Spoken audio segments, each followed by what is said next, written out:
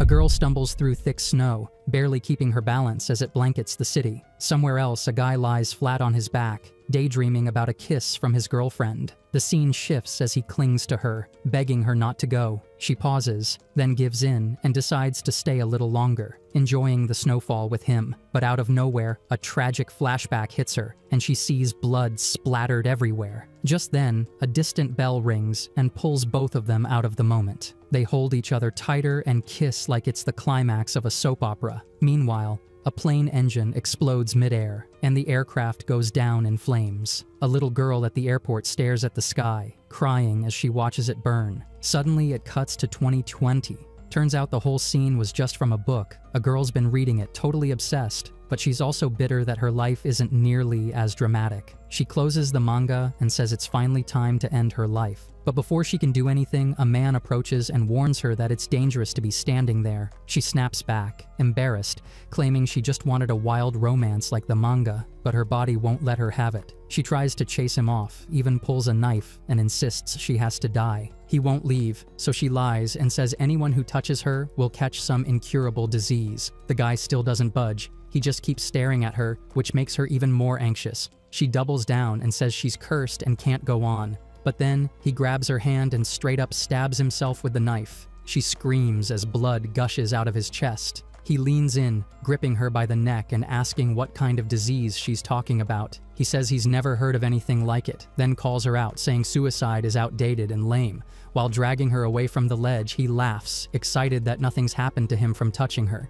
She's trembling like crazy, completely freaked out. He asks if the unluck curse she mentioned causes internal or external damage. She warns him again that her bad luck is coming. Right after that, the bridge he's standing on collapses and he gets slammed by a passing train. She bursts into tears, thinking she dragged someone else into her curse just because she couldn't pull it off fast enough. But then, his severed head comes rolling back like it's no big deal, scaring her half to death. He smiles and tells her that whole disease excuse was just her way of protecting people. As his body regenerates, he says he's actually glad he met someone like her. She panics and knees him in the family jewels, thinking he's some kind of zombie. He grabs her again, annoyed, and says he's not a zombie, he's undead. He apologizes for interrupting her dramatic death scene, but says he has questions. Before she can react, he hears sirens and picks her up, sprinting away before the cops show up. They sneak off somewhere quieter, and he casually asks if she's into jumping off rooftops. She's still shaking too much to even speak. She tries to make a run for it, but he blocks her easily. She begs him not to touch her leg, or her unluck might trigger again. He confidently says it's fine since he's only touching her clothes. She tells him to do whatever he wants as long as he lets her go, but instead, he points out how high up they are. She panics when she realizes they're standing on a ledge. That's when he makes her a deal. If he saves her, she has to tell him everything about her unluck. She tells him she doesn't care about threats, since she was ready to die anyway. So, he starts spinning around in circles with her in his arms until she finally cracks and agrees to talk. She explains that it started when she was 2 years old. Her parents were going on a trip, but their plane crashed half an hour later, killing all 270 people on board, including them. She says that ever since, she's figured out that people who touch her tend to meet unlucky fates, though the timing's always random. That's why she hides her skin, to keep others safe. Out of nowhere, he slips his hand under her clothes, trying to trigger a serious, unlucky event. She freaks out, yelling at him to quit groping her. Right then, an entire shipment of bananas drops from the sky and crushes him. Seeing he's not regenerating immediately, she makes a run for it. But just as she's escaping, she slips on one of the bananas and falls off the rooftop. As she tumbles, she thinks about everything she hasn't done yet and realizes she's not ready to die. That's when Undead swoops in and catches her mid-air. He hands her the manga she thought she lost and tells her she can't die now, not after he finally found someone who might be able to kill him. He's convinced she's hiding some secret rule about her ability, and if he can crack it, her unluck might actually end his endless life. He carries her back to his hideout, ready to start testing her curse. Meanwhile, a group of men in suits have been watching it all go down. One of them radios in, confirming that Undead has taken the girl with unluck. He says he'll capture her, but first he needs to confirm what her ability really does. In the next scene, Andy puts his theory to the test and figures out that the longer he keeps physical contact, the more powerful her unluck gets. Naturally, he tells her to strip so he can grab as much skin as possible. Fuko freaks out and takes off running while he chases her like a complete maniac. She ends up tripping, and her coat and hat fly off. Andy sees how long her hair is and freezes for a second, clearly surprised. Fuko starts crying, embarrassed that he's looking at her without her hat. She explains it's not like she wants her hair this long. Every stylist who's tried to cut it has literally died, all thanks to her curse. Andy shrugs, grabs a pair of scissors, and starts trimming it himself, giving her the tangled treatment and making sure to keep skin contact the whole time so the unluck doesn't fire off randomly. He casually mentions that he used to be a hairdresser and even gave Thrag a fresh lineup. When she sees the result in the mirror, she actually smiles for once and even thanks him. But Andy isn't done. He's watching the clock closely, waiting to see what happens after 15 full minutes of contact. That's when the men in suits burst into the hideout and decapitate him cleanly. They immediately thank Miss Unluck, Fuko Izumo, for helping them drop his guard. Stunned, Fuko asks who they even are. The leader tells her to hang on as he casually places Andy's head inside a high-tech capsule, but right after that, they restrain her too. Fuko panics, realizing they were never on her side to begin with. She demands to know what's going on, completely thrown off by their betrayal. The leader breaks it down cold. Their mission is to capture all unidentified negators like her and Andy, or eliminate any dangerous UMAs. She doesn't even understand half of what he's saying, but then she feels his hand on her head. He compliments her ability, saying it's perfect for assassination missions. Now that he knows her weakness is skin contact, he figures she'll be easy to control. She's completely heartbroken, still trying to process what's happening. She asks what they plan to do with her ability now. He tells her straight up that if they use it, it's only going to be for killing. And that, according to him, is the same reason Andy got close to her. Fuko's eyes widen. She insists that Andy was nothing like that he only wanted her power so he could finally die. But the guy doesn't care. He tells her to shut up and threatens to kill them both if she keeps talking. Tears streaming down her face, she whispers an apology to Andy and blames herself for trusting them just because he cut her hair. Right then, a bolt of lightning strikes the agent holding Andy's capsule. Andy regenerates instantly and comes back swinging. He hears the agents calling him a rookie and grins, admitting that used to be true. But after plugging a cork into his brain and storing 100 years worth of memories, he's ready to let it all out and turn full John Wick mode. What happens next is pure carnage. He wipes out the goons in seconds like it's nothing. Andy looks over at Fuko and says it finally makes sense. It wasn't her unluck that caused his decapitation. It was the lightning. The delay between getting beheaded and the bolt striking proves it. Now he's pumped to try out more delayed hits. Meanwhile, the leader realizes Andy isn't just some undead punk. This guy has been collecting powers for way too long. Andy confirms it, telling him he's lived far longer than any of them could imagine. Backed into a corner, the leader decides to cheat. He threatens to kill Fuko unless Andy hands over his head again, without regenerating this time. Andy groans, disappointed that the guy won't fight him fair. Still, he starts sawing off his own head to protect her. Fuko can't take it anymore. She screams at him to stop. Everyone she gets close to always ends up dead, and she begs him to just forget about her. But Andy just laughs. He says today was actually kind of fun, and if they ever meet again, he wants another day just like it. That hits Fuko hard. She wipes her tears and tells him she knows how to unlock her full unluck. Even if it's risky, she makes her move. She runs to him and kisses him just before the enemy can take another shot. Andy immediately catches on to her plan. He regenerates fast enough to stay right up against the enemy, and then, boom, a massive meteor crashes down, annihilating everything in its path. Fuko thinks he's done for and breaks down, crying, but Andy climbs out of the rubble, bruised but alive. He laughs and says it's the first time he's ever taken a meteor to the face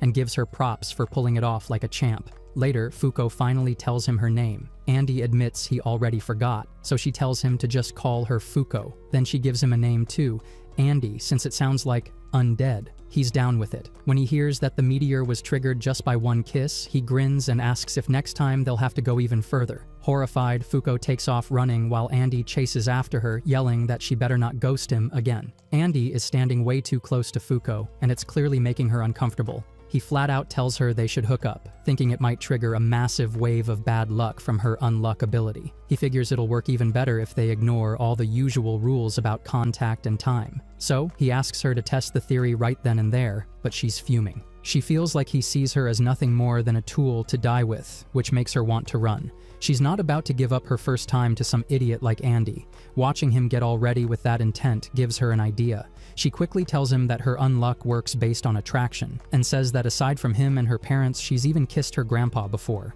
But all he got was a sprained leg, and since he died 3 years later, the delay makes her doubt it was her fault. Thinking it over, Fuko tells him that the stronger her feelings, the worse the bad luck. So if he tries anything now, she'll hate him forever, and that would ruin his chance at a graceful death. Andy backs off after hearing that and says now he knows exactly what to do. He tells her flat out that he's not going to let her die until they're in a relationship, so she better come with him. Next, they show up at one of Andy's secret weapon stashes, and Fuko's totally thrown off by how intense the place is. He says he built spots like this all over the world just in case he needs to throw down with guys like the ones from earlier. Then he starts putting together a suit of armor for her that's bulletproof, stab-proof, and even resistant to chemical attacks. When she asks why he's making her wear something so heavy, he explains it's a countermeasure against the people who ambushed them. She wants to know who they are, and he tells her they're part of a group that monitors unidentified mysteries like them. Since that group wants to keep them under control, he warns her there might be more coming. Fuko says after the beating they took, they're probably too scared to try anything,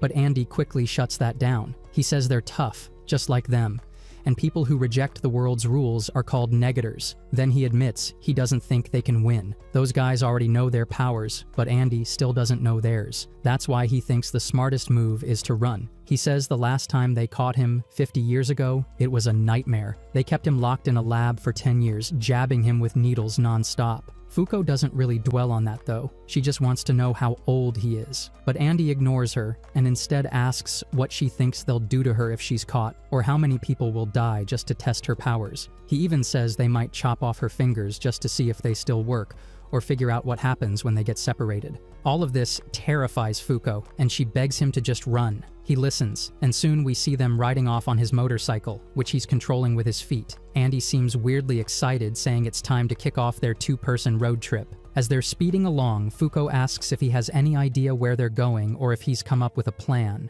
But Andy just says nope, they're gonna keep running for now. Fuko complains that in that case, it's only a matter of time before they get caught. What worries her even more is the thought of being a burden like last time. Andy tells her to calm down. He says until she falls for him and lands him the deadliest unluck hit possible, there's no way he's letting her die. Hearing that just pisses her off. She snaps back that she appreciates the fact he wants to protect her, but there's no way she's falling for him. Andy, of course, insists that she totally will because she's just easy to win over. She's not having it. She tells him that's not true, and also demands that he stop rubbing her head because she hates it. But right then, Andy notices something. The sky is cracking. He tells Fuko that's exactly how the ones who caught him 50 years ago arrived. Sure enough, a Union robot crashes down and smacks their motorcycle, sending both of them flying. When Fuko opens her eyes, she sees Andy is hurting bad. She tries to help, but another Union member suddenly grabs her, surprised that she's even still conscious. With Fuko now in his grip, he radios the robot and says they've got her. The robot tells him to go ahead and kill her now that Undead's taken care of,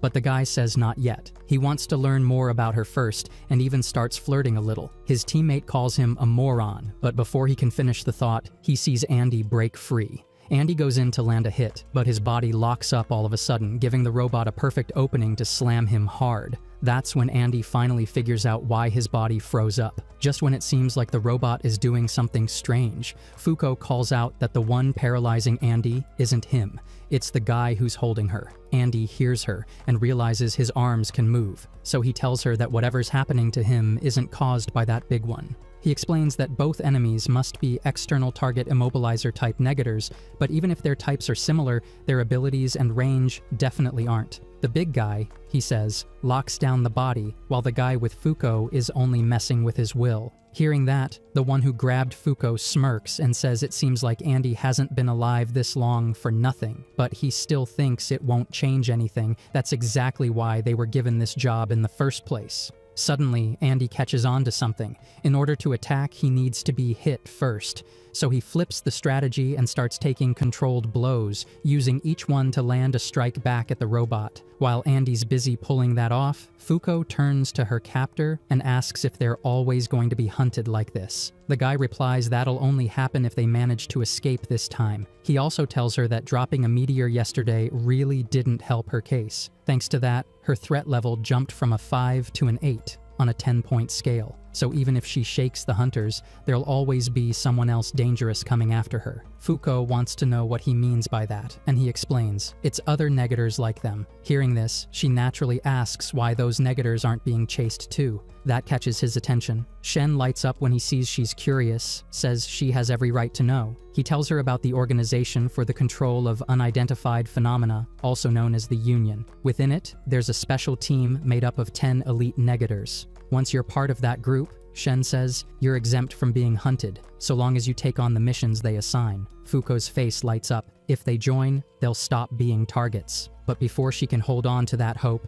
the robot interrupts, gearing up to hit her. He flatly states there are no open spots. Until a vacancy opens up, the list stays locked. No additions, no changes. That means any negator not aligned with UMA who causes chaos is automatically branded a monster. He swings at her, and Andy jumps in at the last second to save her. He tells Fuko that her idea is solid. It's smarter to join the hunters than be hunted. That's why, he says, they'll take down these two guys right here and now to free up some space. He doesn't know what kind of missions they'll be forced to take on. But one thing's certain, as long as he's around, there's no way he's letting her die. Fuko blushes a little hearing that, but she nods and decides to team up with him for the plan. She pulls off her gloves and places her hand directly on Andy's body, activating her unluck. Their enemies spot it right away, and Shen tries to stay calm, saying it's just light contact, nothing major. But Fuko looks over at Andy and says she's got a bad feeling, something really bad's coming. And no, that doesn't mean she's falling for him.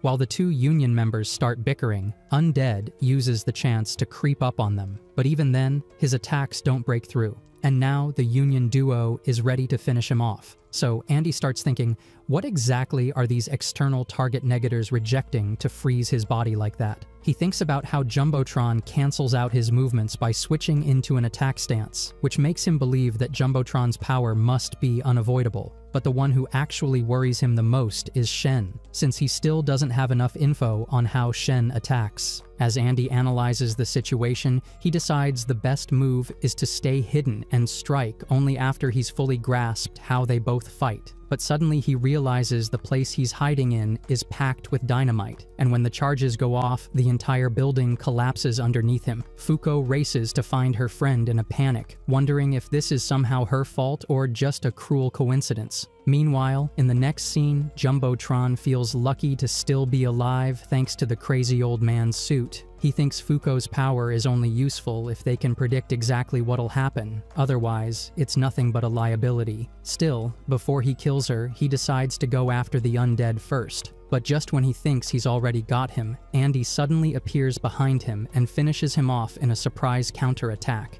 Andy used his regeneration power to shoot pieces of his own body as projectiles straight into Jumbotron's face. While he watches him fall apart, Andy explains that he figured out how Jumbotron blocks enemy evasions. He only interrupts muscle movement if it's actively in motion, meaning it has to be mid-use. But even then, he can't stop regeneration, and after beating him, Andy says he probably should have spent more time reading his own rulebook. Then, Shen walks up to the undead, shocked to see his partner taken out like that. He begs Andy not to kill him, claiming his spot in the Union is already locked in. Andy asks if he didn't hear him before when he said he needs 2 seats, not 1. And even though he still doesn't fully understand what Shen's rule negates, he charges anyway, willing to die again and again until he figures it out. However, as soon as Andy throws his first punch, Shen is able to block it, which makes Andy think he's finally starting to understand how his ability works. Shen, surprised that Andy can actually hit him, admits he didn't think anyone would be able to pull it off. Seeing his opponent laughing it off, Andy calls out to Fuko and asks her to throw him the katana she's carrying. He thinks he knows how to beat Shen now, but when he tries it, it doesn't work. Shen blocks the attack and asks if Andy hesitated for even a second before striking. He then points out that even after 200 years of living, Andy still second-guesses himself when it comes to killing someone. He wonders if maybe Andy hesitated because he didn't want the Unluck girl to watch him murder someone in cold blood. Meanwhile, she throws herself at Shen, trying to touch him, but she hesitates and fails, falling straight down in a clumsy, embarrassing mess.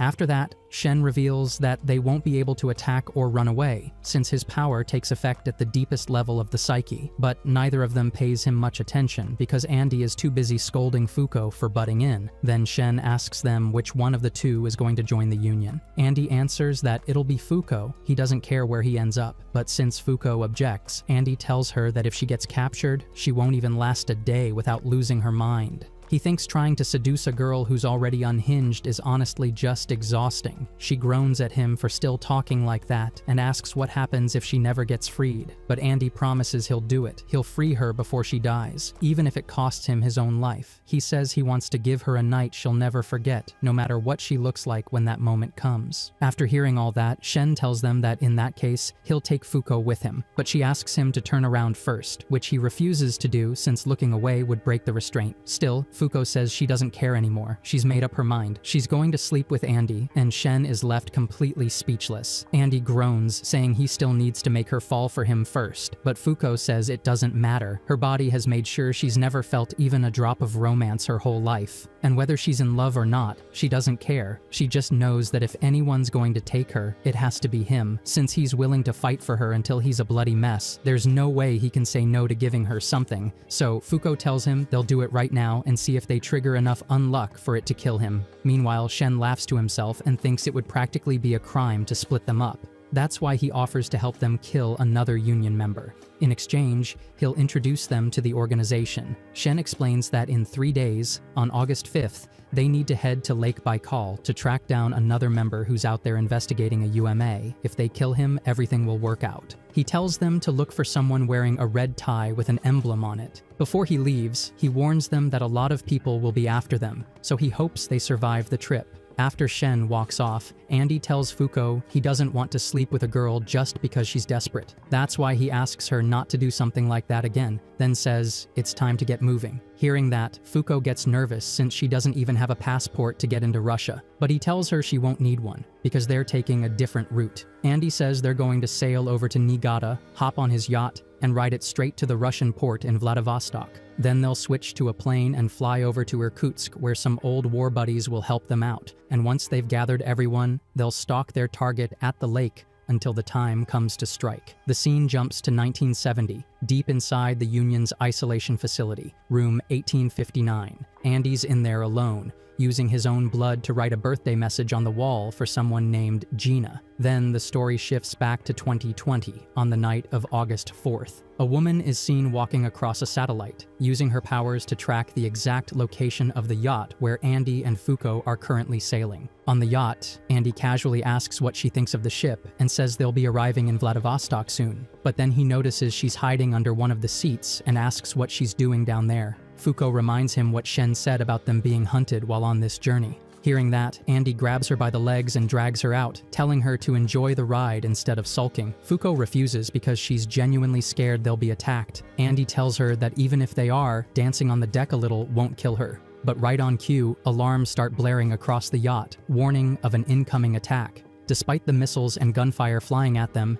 Andy just calls the attackers a bunch of clowns. He even jokes that if this is all they've got, the path to Russia is gonna be a breeze. Fuko doesn't agree. He says that if the boat does end up destroyed, they'll just use her unluck to escape. She fires back that her ability doesn't work like that, but Andy says it depends on how it's used. Then he explains that his undead power isn't just about surviving, he can attack with it too. To prove it, he fires off his arm using a move called Parts Bullet Fist and takes down the plane chasing them. Fuko stares in shock and asks if they're working with the Union now. Andy says nope, not yet. According to Shen, they'll need to kill someone with a special emblem to join. He remembers the negators they fought the other day had golden emblems, which probably mark their group. He tells her 3 people come to mind who might be wearing one of those. First, there's the guy who forged his indestructible katana, known as Unbreakable. Second is the engineer who experimented on him 50 years ago. And lastly, there's the woman who captured him back then, someone who can create invisible barriers. He remembers how she shoved his head inside one during their fight, and he admits it was super uncomfortable.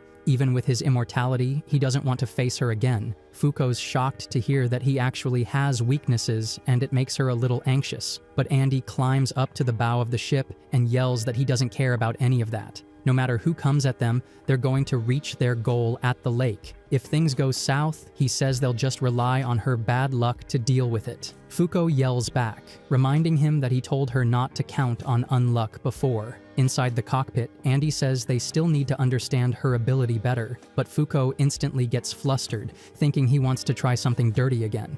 She threatens him and says liking him won't be any easier if he does that.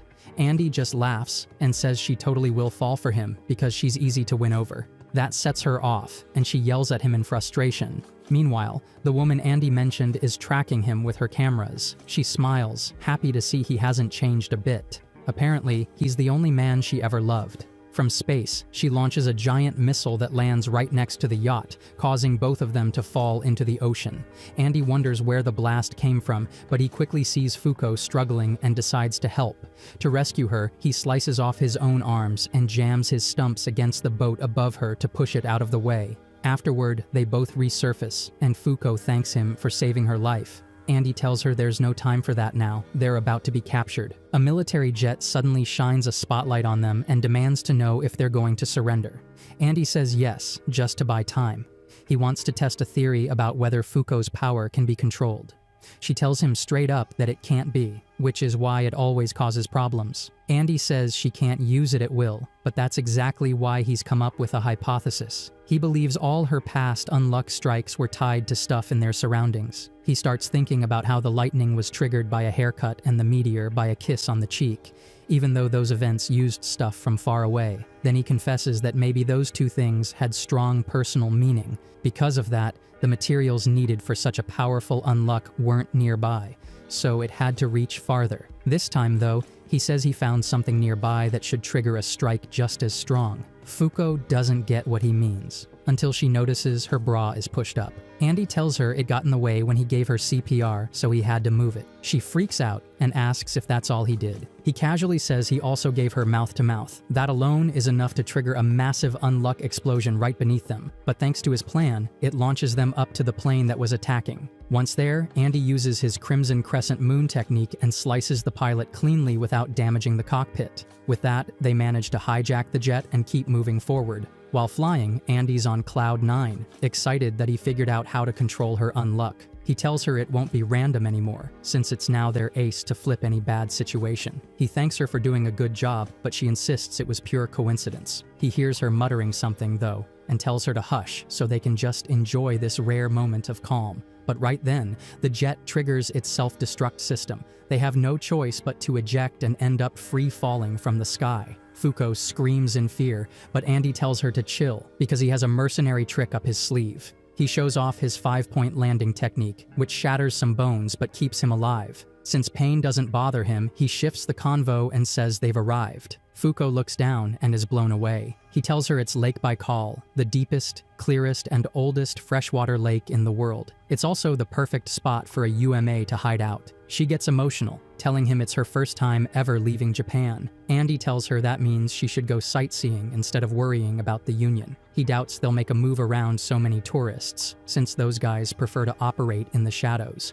As he walks off to find his war buddies, he says they should split up for now. But Fuko stops him and asks who they might be up against this time, and what if the person turns out to be a good person. Andy says he'll kill them anyway, because this time, he's the one handling it, and nothing has changed about the plan. Then suddenly he switches moods and cheerfully asks if there's any food she hates. She says, wasabi, and he laughs, saying that's perfect because his friend runs a great restaurant. Then, without warning, he launches her toward the beach to have fun while she's in Russia. She lands and runs into a group of locals but can't understand anything they're saying. She gets nervous, remembering that having this body makes it hard to enjoy herself around people. Just then, she meets a young girl painting a picture, who lights up at the sight of a Japanese schoolgirl. The girl excitedly shows off her own school uniform and says she loves Japanese school clothes. Fuko, super embarrassed, apologizes and admits she never went to high school, so she doesn't really know what to say. That shocks the girl, who can't understand how she missed out on something that fun.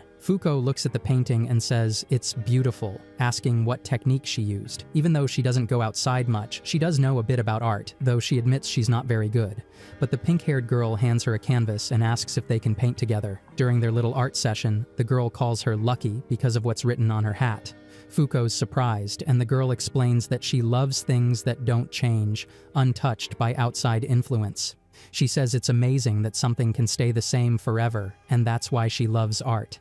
She believes she can capture a world in constant motion inside a picture that never changes. But when she asks Fuko what she thinks, Fuko can't really answer, so the girl gives her time to figure it out. Eventually, night falls, and Fuko finishes her painting, nervous to show it off. Before handing it over, she asks the girl not to laugh, since she added some personal touches. When the girl sees it, she's speechless. Fuko painted light flares around the moon. She explains that since there's nothing in the sky except the sun and the moon, she gave the moon some friends so it wouldn't be alone. The pink-haired girl is moved by the kind gesture. Then Fuko says she finally has her answer about whether she likes change or not. She explains that she couldn't change for a long time, and that made her feel so hopeless she wanted to die. But 4 days ago, she met a weirdo, and things have been insane ever since. From the moment they met, he touched her all over, locked her up, caused explosions, and somehow dragged her all the way to Russia. Even though he never once stopped to think she'd been locked away for 10 years,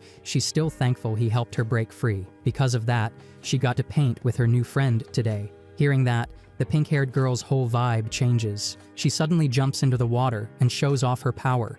She says Fuko's words hit her deep, maybe because she's starting to feel old. Fuko watches in shock as the sea rises around the girl, surrounded by invisible barriers. Then Andy shows up and immediately rushes at her. She punches him and says he hasn't changed a bit. Andy jokes that maybe she just wore too much makeup today. That makes her mad, and when he lands beside Fuko, he says that woman is the one who caught him 50 years ago. They watch as the woman descends from her platform, saying she already knows they came to kill her so they can join the organization. Staring at them with affection and calling them by sweet nicknames, she gets ready to fight. Shen looks absolutely thrilled as he thinks back on his fight with undead, still riding the high. But Mui isn't having it. She scolds him for getting distracted and tells him she already submitted a convincing report to the boss. He thanks her, then she asks about the Lake Baikal mission and explains that Gina has made contact with undead and unluck. Right now, they're about to get into a serious battle, and Shen lights up again, excited because he remembers just how interesting those two are. He even admits he thinks they'll make it through, which earns him a slap from Mui for zoning out again. Meanwhile,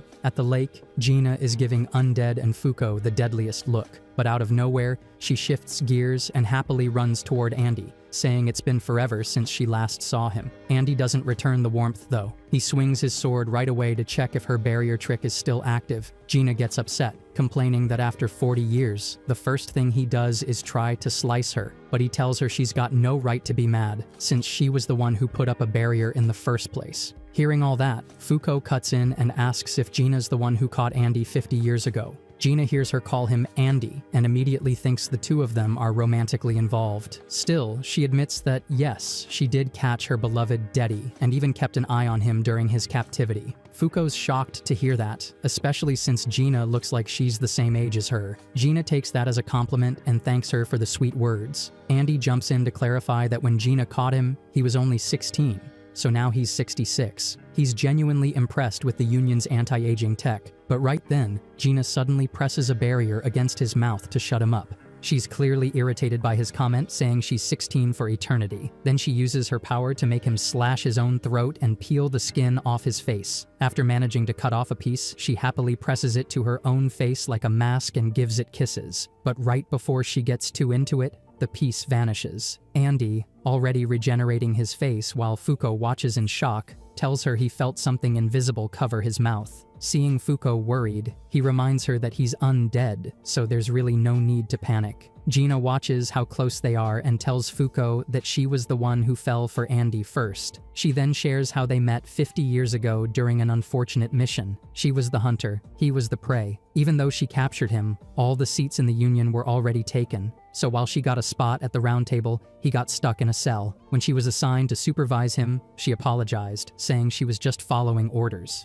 But Andy just gave her a big smile and said he'd simply lost. He even looked excited, saying that place gave him all kinds of new ways to die, and through that, he could figure out what his rules really are. Before she left, he told her he wanted a rematch once he got out, and promised he'd win next time. Gina says that was the moment she fell for him, and she's loved him ever since. That said, she's still mad he ran off 10 years later without saying a word, and for the next 40 years, he just vanished. Still, she's happy that ever since he met Fuko, he's been popping up everywhere, and that's how she managed to find him again recently. Out of nowhere, Andy tosses a bunch of grenades at her and they explode right on target. But Gina doesn't have a scratch. She tells him she wanted to be the first person to see him again, and she's mad at Shen for jumping ahead and laying hands on him. He'd promised to let her know if he ever found him. Suddenly, she switches moods and says she's glad Andy brought Void along since his death opened up a seat at the round table. That's all she really needs. Andy can take that spot. Just then, she gets hit by a flash grenade,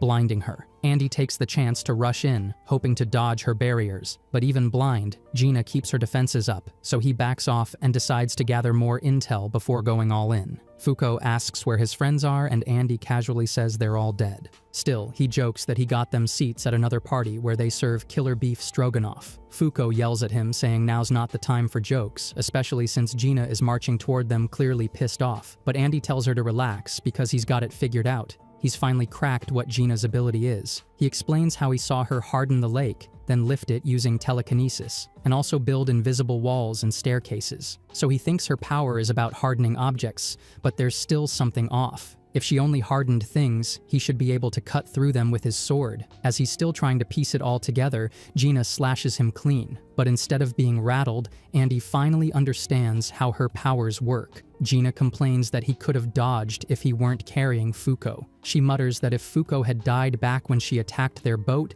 this whole fight would have been way more fun. Then she tells them she's already locked down his lower half so he can't escape. Andy starts thinking back on the damage from the boat attack and what she just did. Gina tells him to ditch Fuko because she'll never be part of the Union. But he replies that whether it's fate or not, he doesn't care. Fuko's his girl, and he's not letting her die unless he goes first. Gina's furious after hearing that and swears she'll rip his head off just like she did 50 years ago. Once she does, she says, he'll be hers forever. Andy turns to Fuko and tells her it's time for her to go, which makes her worry that he's about to get captured. Andy confidently tells her he's already cracked the code on Gina's power. Without wasting a second, he blasts his own head off using Part's bullet, head blowing up his body in a bloody firework that rains down across the battlefield. Fuko and Gina just stand there, completely frozen. While falling through the air, Andy explains her power negates the ability of matter to change form. That's why her invisible attacks are all about locking the air in place like an invisible cage.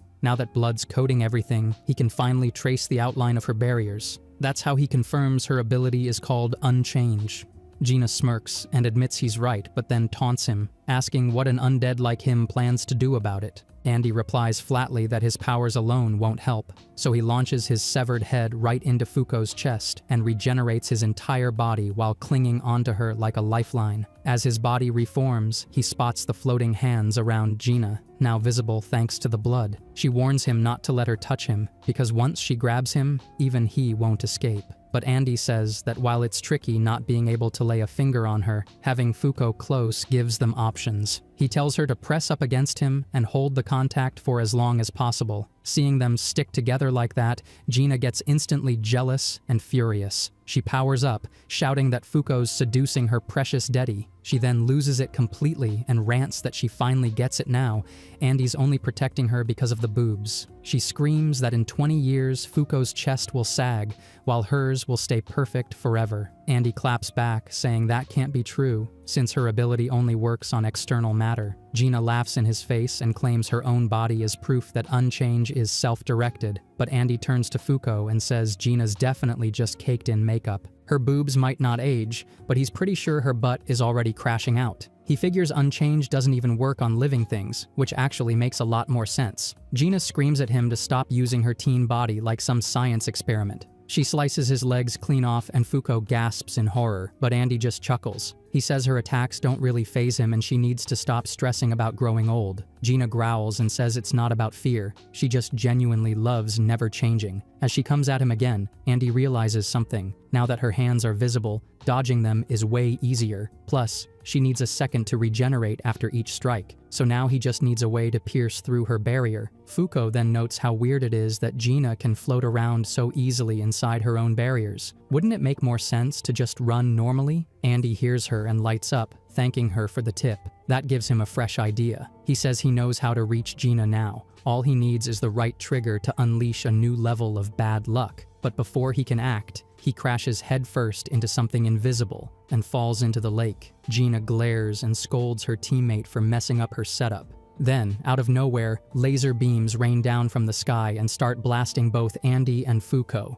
Gina reveals she's been researching a UMA supposedly hiding in the lake, and she's been breaking and hardening the water into segments to scan it more efficiently. She admits she's tired of this mission though and is ready to wrap things up. She even says her next replacement target for the UMA is none other than Fuko. Suddenly, a UFO reveals itself right above them. That's what Andy slammed into earlier.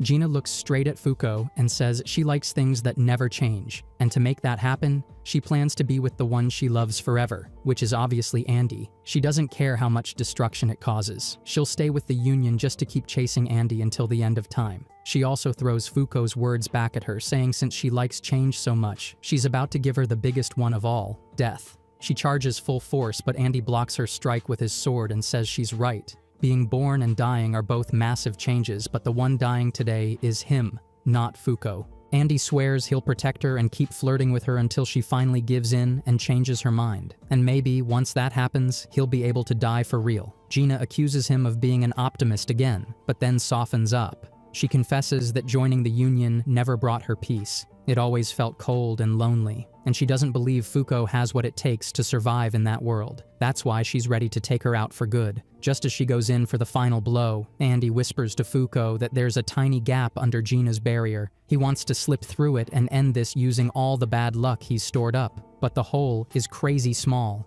just big enough to fit his head. If he pushes through, there's a good chance he'll be kicked out instantly. So now it all depends on what Fuko can manage. He tosses blood at Gina's face to blind her for a second, then dives straight for the gap. Gina debates releasing Unchanged just to clear her vision, but then notices Andy's sword poking through from below. That's when Fuko launches his head into the barrier. Along with every ounce of built-up misfortune she's been holding back, Gina grabs it at the last second, and Andy explains that even a meteor wouldn't break her own barrier. But since he's already inside, her power won't stop the bad luck from following him. He figured out that because the barrier is made from air, light can pass through without resistance. And bad luck, just like light, will follow the path straight in. Right then, the UFO above them unleashes a giant beam of energy that smashes down right on top of Andy and Gina. The entire area explodes. Fuko watches in shock as the blast rips everything apart. Her platform collapses and she falls into the lake, then swims back to the surface in a panic. When she looks around and sees that Gina's power is gone, she assumes Gina must be dead. But no, Andy is still there, kneeling beside Gina, who's barely breathing and completely wrecked. He gently tells her goodbye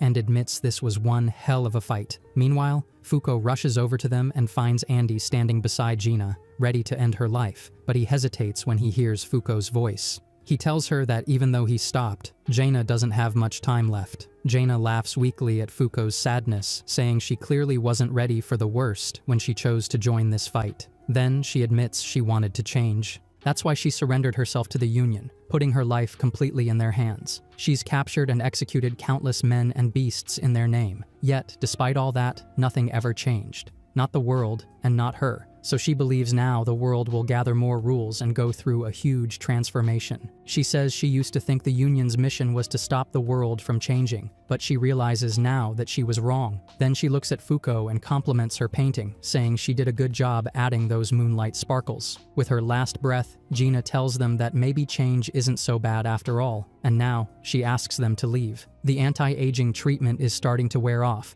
and she doesn't want anyone to see her like that. But Andy steps closer and pulls her into a tight hug, refusing to look away. Gina tells him to stop because she doesn't want anything to happen while she looks like this. Andy just smiles and calls her an idiot, saying a few wrinkles won't make her any less beautiful. Then, the two share one final kiss, and that goodbye lets Gina finally rest in peace. Fuko breaks down crying over Gina's death while Andy quietly remembers her last moments. He thinks back to all the times she kept pretending to be fine when, really, she wasn't. Every time he visited her in prison, she told him that killing people just to survive didn't feel right. Even though she tried to act tough, she really believed that dying would be better than going through the same lifeless cycle forever.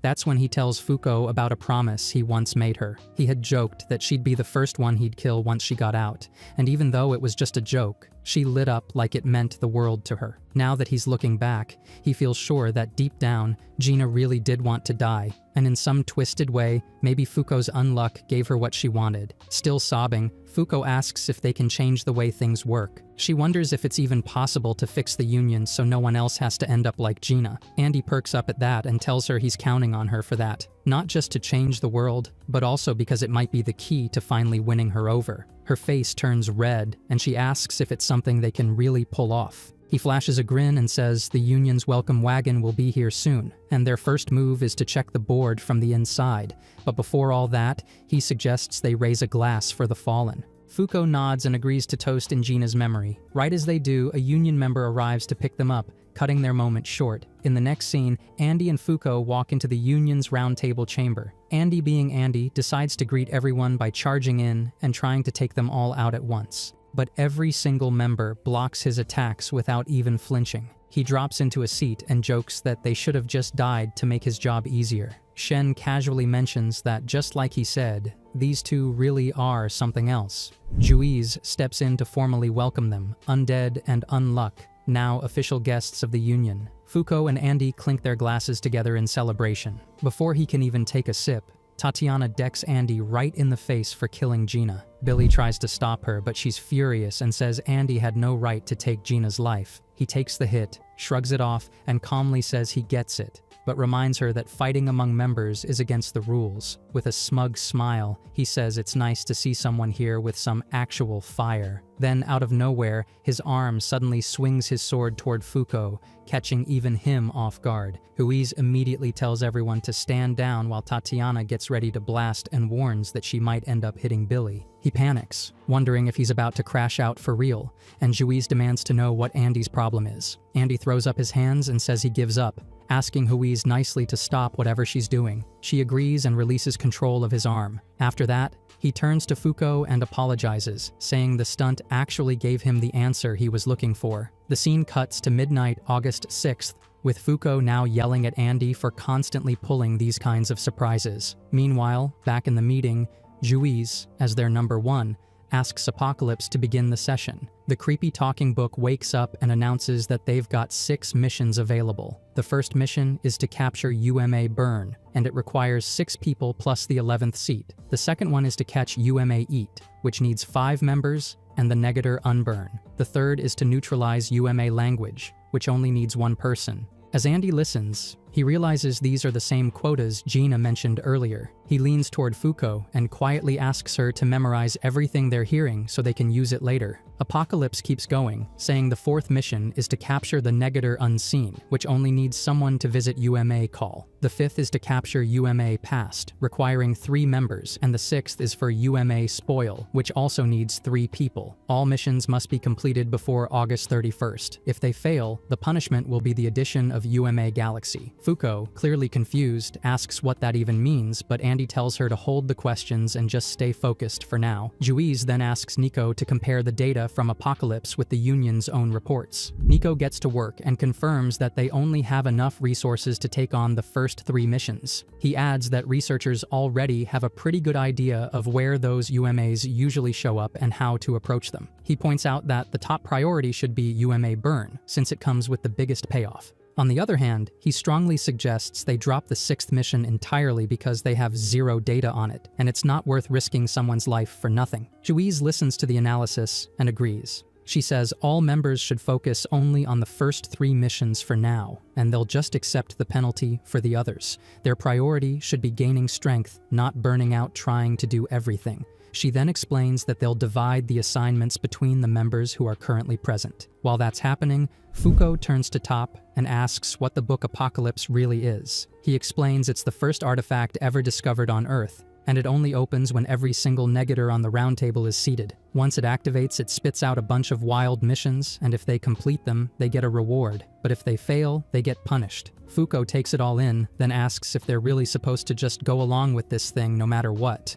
She also wants to know if the results are even worth it, especially if people are going to get hurt along the way. Fuko stands tall and speaks up in front of everyone, recalling how Gina said that no matter how hard she tried, nothing ever changed. That's why she questions whether following the book's orders is really worth it. She also points out that the fourth mission involved capturing another negator, which makes her wonder if they plan on treating more people the same way they treated her and Andy. After all, even if they have powers, they're still regular people just like everyone else. She admits she doesn't fully understand what's going on here, but she suggests they really need to stop. In response, Juiz tells her that the Earth has had 98 new rules added over time. Things like sex, language, race, death, and disease are just a few examples. Every 3 months, new sanctions get added without their input, which is why this organization steps in. To survive, they need a force strong enough to handle these missions. So to build that strength, they capture and use people with special abilities, since rewards from completed missions make them stronger.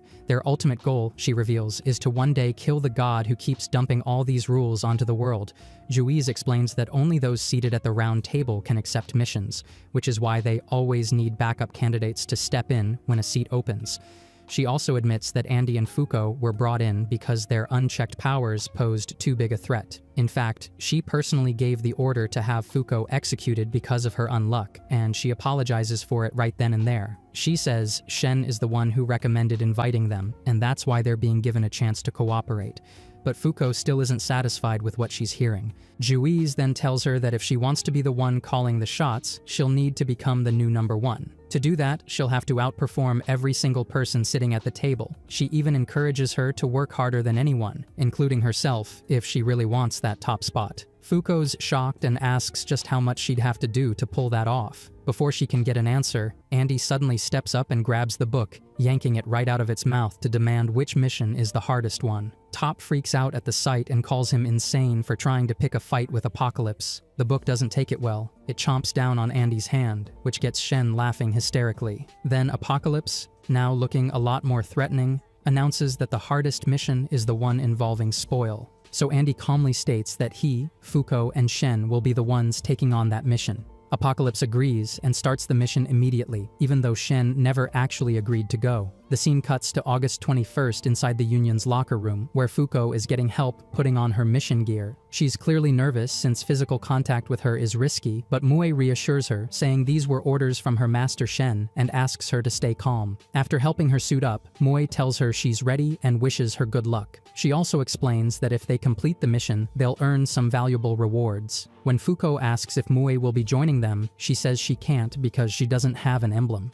Since she's not a negator or a member of the Round Table, she isn't allowed to participate in missions. That's why she begs Fuko to take care of Shen. Fuko bluntly tells her not to count on that since she sees herself as useless. But then she's caught off guard by the fact that there are people out there who actually wish they were negators. As she steps out of the locker room, she spots Andy running away from Shen, refusing to wear any clothes. He crashes right into Fuko, and because of her unluck, her armor completely disintegrates on contact. Even though Shen keeps insisting he get dressed, Andy just tells them they should head to the mission already. Shen, however, says they can't go yet because Andy needs to be wearing a suit, tie, and Union emblem. And while it might look like cosplay, the Union uniform is no joke. It's bulletproof, knife-proof, and incredibly durable overall. Apparently, the Union tie isn't just for show. It also grants access to public services, and even has automatic language translation built in. On top of that, Shen explains the emblem is mandatory if they want to take on any missions. He adds that they'll be traveling around the world to investigate spoil, and with this kind of gear, the job will be way easier. But Andy brushes it off, saying if he really needs to travel, he'll just take his helicopter instead, since his big plan is to take Fuko on a date in the clouds. He tells Shen he'll be handling things on his own, and that leaves Shen completely speechless. The poor guy gets sad, clearly not loving the idea of being ditched, and suggests they move as a team instead. Andy rejects that instantly, says he's just getting in the way, and tells him to scram. Right then, a blaring alarm kicks in, announcing that UMA number 1129 has taken over a staff member and escaped. The voice says the creature is currently moving through room G on level 8. Coincidentally, Andy, Fuko, and Shen are already on that same level. Moi quickly checks the database to see which UMA it is and confirms it's a clothing type UMA called Clothes. This one clings to its host and morphs into whatever outfit they want. But once it takes over, it controls the person and sends them spiraling into madness. Before she can finish explaining what they're dealing with, Clothes shows up and immediately tries to lunge at Andy. Andy snags him and tells him to knock it off and stop being a hassle. He knocks the creature out cold.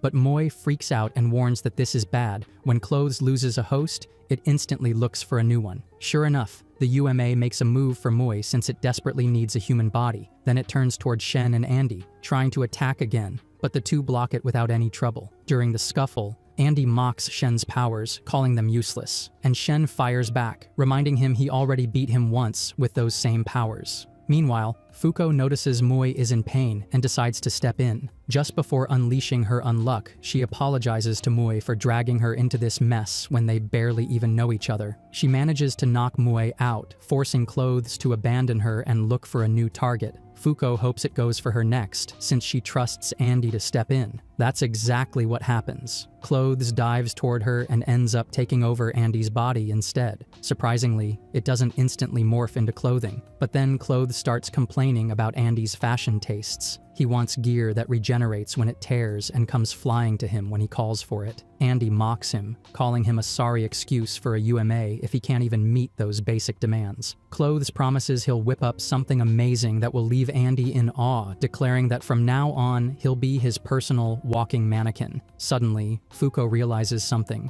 The bad luck from touching Andy earlier never actually went off. Right after that, a massive bolt of lightning crashes down on Andy. Nico quickly apologizes, saying his artifact failed to block it. But it turns out no one got hurt, thanks to Clothes crafting a protective suit just in time. Even then, Andy isn't satisfied. He yells at Clothes to regenerate faster. Fuko, on the other hand, is thrilled they've officially teamed up and tells him that from now on, she's calling him Clothy. Elsewhere, Top is furious that Andy took down the threat before he could get in on the action. We also learn that because of this incident, Andy is promoted to Seat 9 on the round table. The scene shifts again. Nico gets word that a new UMA might have appeared. They found a decaying corpse wandering through the streets of New York, and based on the state of the body, they suspect it's connected to Spoil, the UMA mentioned in the earlier mission briefing. Hearing that, Andy lights up with excitement. Looks like they're heading out of Japan. During their road trip, Fuko is absolutely glowing with happiness, even though she has no idea where they are. Andy finally tells her they're in Nevada in the United States, and casually asks if she thinks taking the road instead of flying was the right call. She's clearly loving the ride and tells him it definitely was. As the sun starts to set, Andy suggests they hit up Las Vegas and have some fun, but Fuko turns him down.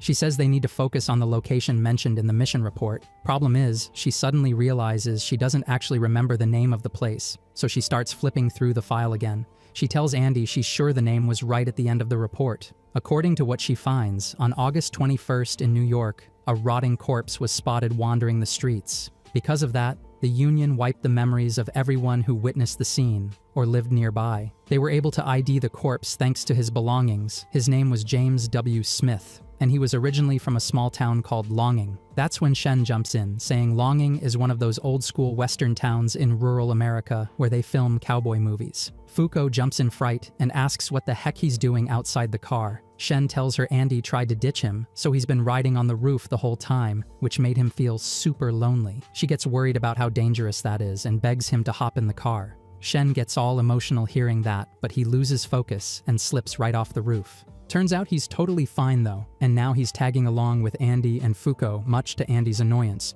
He really didn't want anyone crashing his road trip with her.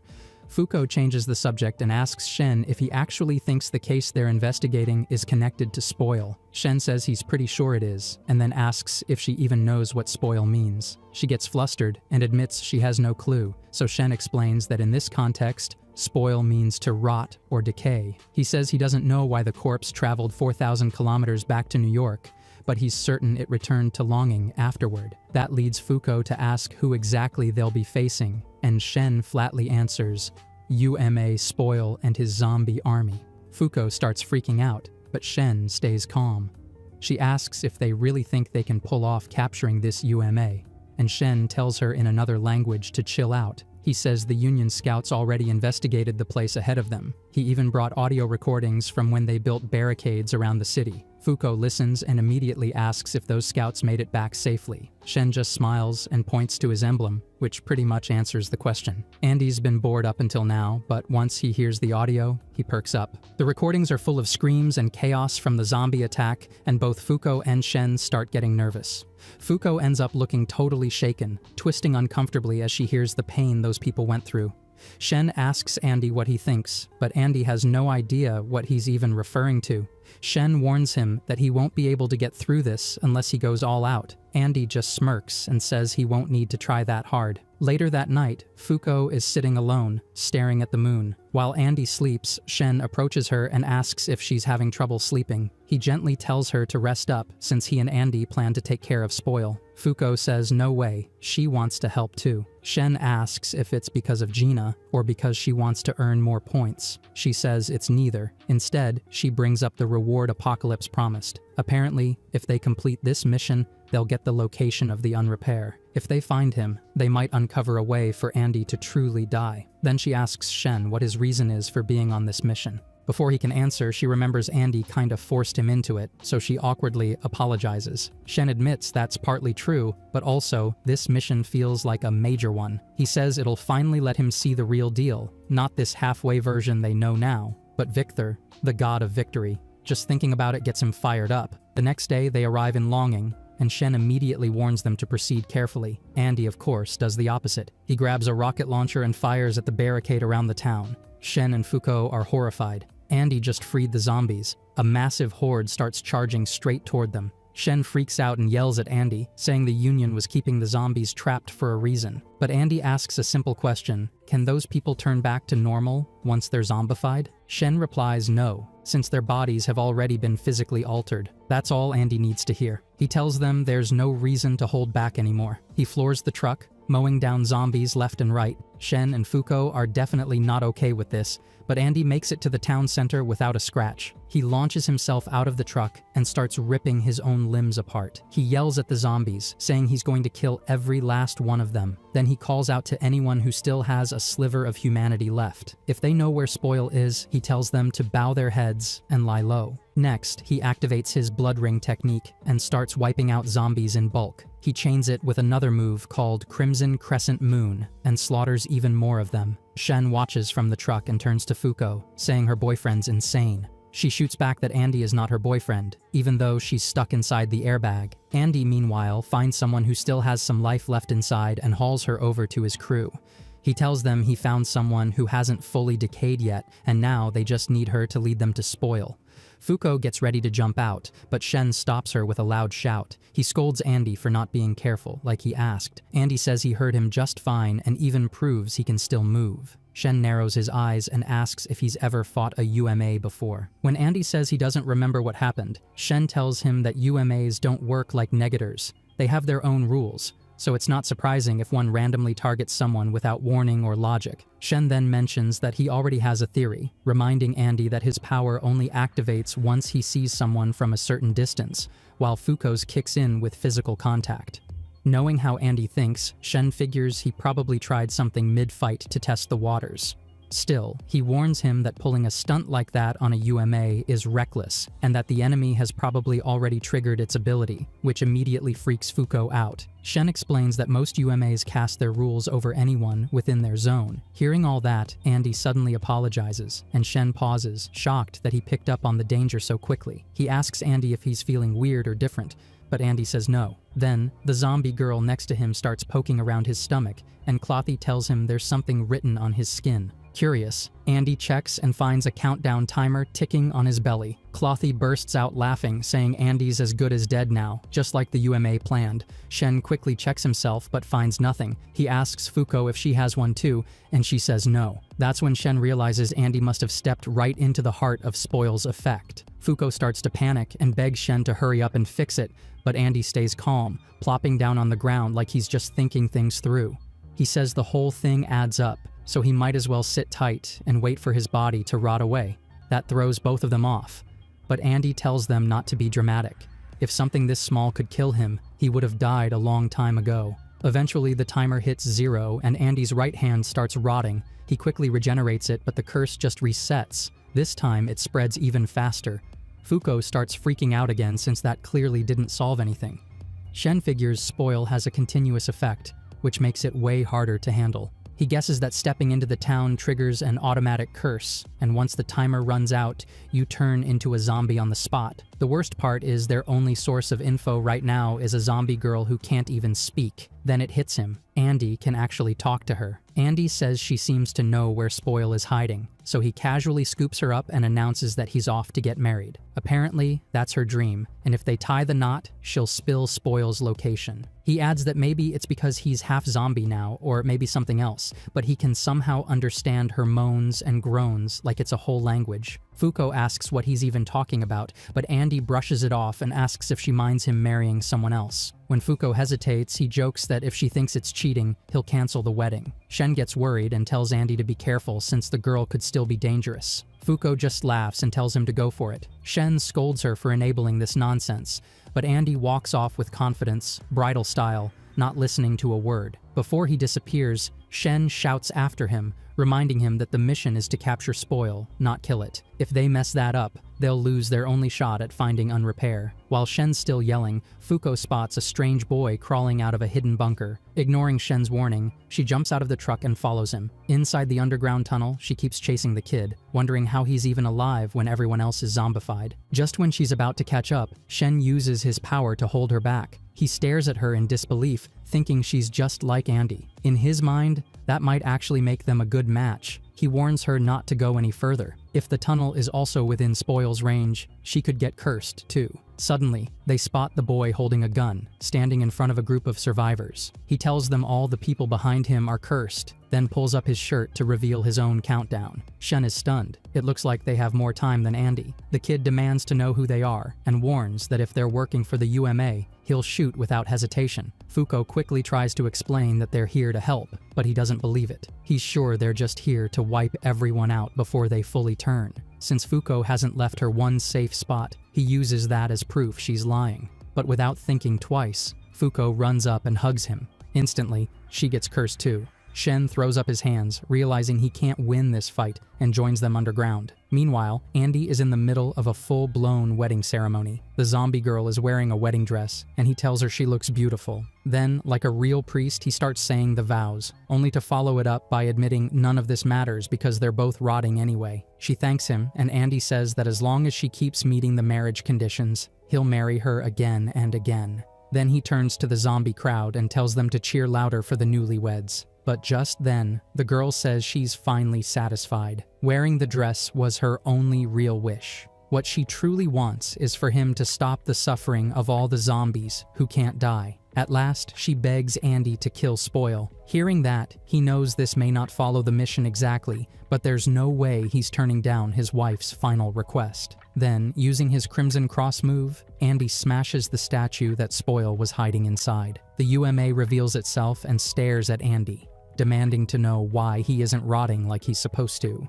Furious that a mere vessel dares to defy him, Spoil gears up to strike back. His overwhelming power causes the entire church to start collapsing into rubble, but out of nowhere, Spoil is stunned to see the zombies shielding Andy from the falling debris. Andy thanks them with a laugh, saying it looks like they haven't completely rotted after all. He quickly loads his parts bullet and fires it straight at the church bell, landing a direct hit on Spoil. Then he turns to the zombies and shouts, telling them to watch closely as he fights the one who ruined their bodies. He tells them if they've got any rage left, they should follow the sound of the bell and come for revenge. Now, with an army of zombies backing him up, Andy charges into battle against Spoil. While Shen picks up the gun that the kid dropped after Fuko hugged him, she introduces herself and asks for the boy's name. He tells her he's Ken and that he goes to Sunflower Preschool. Hearing that, she asks if he's the oldest among the other kids. Ken says yes, which is why he feels responsible for protecting everyone. The rest of the kids are surprised when they hear that.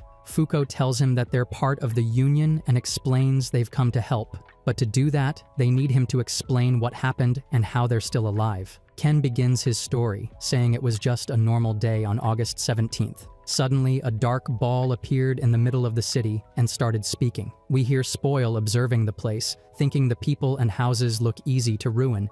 But first, he wants to savor the people. Then he spreads a gas that turns everyone into zombies once the countdown on their stomachs hits 0. Ken explains that once the adults started transforming one after another, their teacher quickly led them into this bunker to keep them safe. She helped every child climb down and told them there were emergency supplies, so they had to stay hidden here for a while. However, she didn't join them because she had already started turning into a zombie. But before that, she promised she wouldn't die until a handsome guy walked her down the aisle. She also told them that when things get hard, they should focus on their dreams. As long as they have a dream, they won't ruin their lives. After hearing that, Fuko gets emotional, while Shen thinks they probably have no idea where Spoil is hiding. Suddenly, a little girl named Mi starts crying. Ken walks over and tries to calm her down, but when he checks her stomach, he sees her timer is about to hit 0. He tells her to stay calm because help is on the way, then asks what kind of flowers she wants to sell at her shop since her dream is to become a florist. Mi answers that she wants to sell sunflowers. Ken lifts her joyfully because those are his teacher's favorite flowers. The kids start laughing, imagining all the sunflowers they'll give their beloved teacher. Watching closely, Fuko notices that Mi's countdown jumps way up. That's when Ken turns to them and asks if they really will help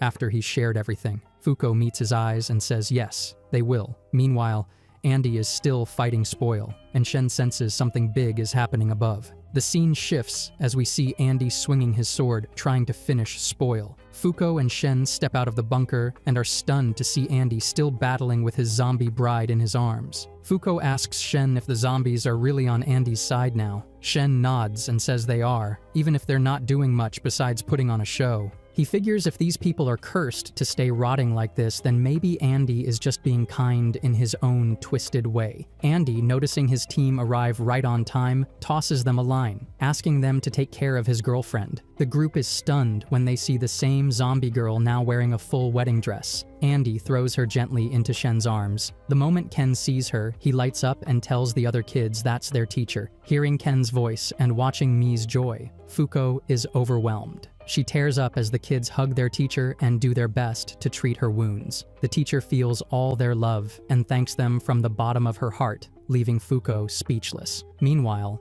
Andy sees that his zombie army isn't doing much, so he switches tactics. He remembers how one zombie touched Fuko earlier and was hit with unluck, so now he tells them all to go and touch her, because if they do, they'll basically become walking bombs and do more damage to Spoil than they ever could otherwise. Fuko is shocked and tells him that not even zombies would want to go through with that. But right then, the teacher wraps Fuko in a big hug, leaving everyone stunned. Fuko begins crying and finally agrees to touch her to power up her unluck. Ken starts screaming and tries to stop his teacher, but she runs straight at Spoil. Through her tears, Fuko warns everyone that a huge unluck is on the way. Watching his girlfriend throw herself into danger like that, Andy smiles with pride, knowing she's exactly the kind of woman for him. At last, the teacher races full speed towards Spoil. He grabs her in his claws, but just when he thinks he's avoided her bad luck, everything shifts. After a chain of events, he ends up landing in a spot full of explosives. A massive blast follows, and Ken screams for his teacher while Shen shields him from the explosion.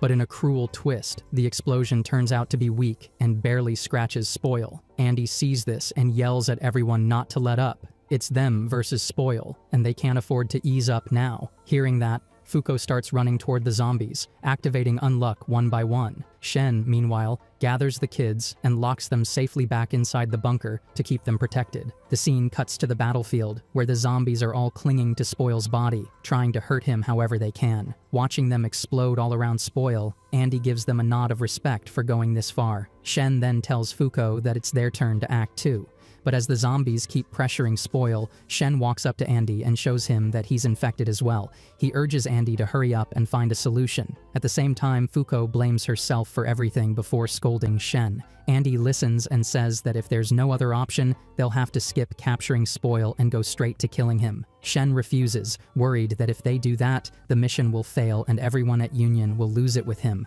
But their argument gets interrupted when Fuko suddenly starts getting pulled into Spoil's body. That changes everything, as Spoil begins dragging everyone toward him. Andy quickly steps up, using his abilities to help the others escape. Once Spoil finishes devouring all the zombies, he releases a new gas cloud that swirls around him. The group watches as his body starts to transform into a new form. Shen asks Andy if he was able to figure out Spoil's rules during the fight. Andy replies that he got the gist of it. Spoil can rot any living thing just by will. He explains that once Spoil's countdown hits 0, it triggers the rotting. But before they can dive deeper into strategy, Spoil charges at them in his new form. Shen thinks the rules have changed now, so he dodges the attack and redirects it. Spoil notices and curses Apocalypse for messing with his plans again. Back in the command center, Moi rushes to tell Shen that the UMA's last shot eroded the structure it hit. She believes that attack broke the parameters of the cleansing rule and begs Shen not to get hit. Back on the battlefield, Spoil asks why they're even fighting him. He doesn't get why they don't see the beauty in being born, rotting away and returning to the earth. Then he fires a beam at Fuko and the others, and it hits them directly. Shen's lucky since it only burns through his clothes, and Andy chops off his own arm before it can rot. Andy realizes that instead of just rotting stuff, Spoil's new attacks now disintegrate things instantly. Shen, on the other hand, mourns the loss of his custom-made gloves. Andy keeps analyzing and figures out that the new attack only affects small sections of the body. If it hits a living person directly, it wraps around them instantly. So, dragging out this fight would be a terrible idea. That's why Andy decides to end this now. But as he rushes towards Spoil, his clothes and body start breaking apart. Spoil takes advantage of that and smashes Andy hard. It becomes clear, just getting close to him is enough to make your body rot. After slamming Andy repeatedly, Spoil wonders if he just found a negator who can cancel out death itself. That kind of power is annoying, but even someone like him won't last long against this pace of decay. Then he looks at Shen and Fuko and says he knows they're just stalling for time, waiting to rot. He tells them they should be thanking him for kicking off such a beautiful cycle of life. Spoil leans his massive head toward them in a threatening way, and Shen shields Fuko without hesitation. Suddenly, something clicks in Shen's mind, and he takes off running, telling Andy he'll be gone just for a second. Fuko looks shocked as he disappears. Spoil sneers and tells her that no matter how far Shen runs, the countdown won't stop. Then he tells her that before he was born, the world was stuck in a standstill. Everything got uglier without falling apart, so he came in as the Great Reset button. But once life started to rot, people began fighting harder to survive, to think, and to grow. Spoil believes that's why his rule matters. He adds that humans are the only ones who reject him. He asks why they call him evil when he's just another part of nature. Finally, Spoil asks Fuko why humans are so obsessed with a body that won't even last 100 years. Fuko stares him down and answers with conviction. She says it's because they have dreams, and people live in the bodies they're born with. That's why they use them to chase after those dreams, no matter how big or small they are. She tells Spoil straight up that she's not about to let any rule created by him crush the dreams of humanity. Even if her body rots under his will, as long as she has a dream, her heart will never break. Fuko opens up and says that her dream is just to live a normal life, to experience it to the fullest before her time is up. So whatever happens in the meantime, she refuses to give up. Right after saying that, her countdown spikes. 20,000. Spoil is stunned, staring at how fast her number just shot up. At the same time, hearing her words gives Andy the strength to get back on his feet. Then Shen suddenly shows up and cuts in with a smirk, claiming that his dream is the biggest one in all of creation. Without hesitation, he lands a punch straight to Spoil's head, showing off his own maxed out countdown, which isn't dropping even a little. Andy warns Shen not to get too close or his body might start breaking down, but Shen tells him not to worry since he already thought about that. After seeing how Spoil leaned his face toward Fuko without causing any damage, he figures only the body causes the rot. So, if Spoil hides his head, he's basically hiding his weak spot. That's why Shen plans to attack using the Nyoi Kinko staff. He strikes Spoil hard and keeps the hits coming. Spoil, confused, doesn't get why his body keeps moving toward Shen.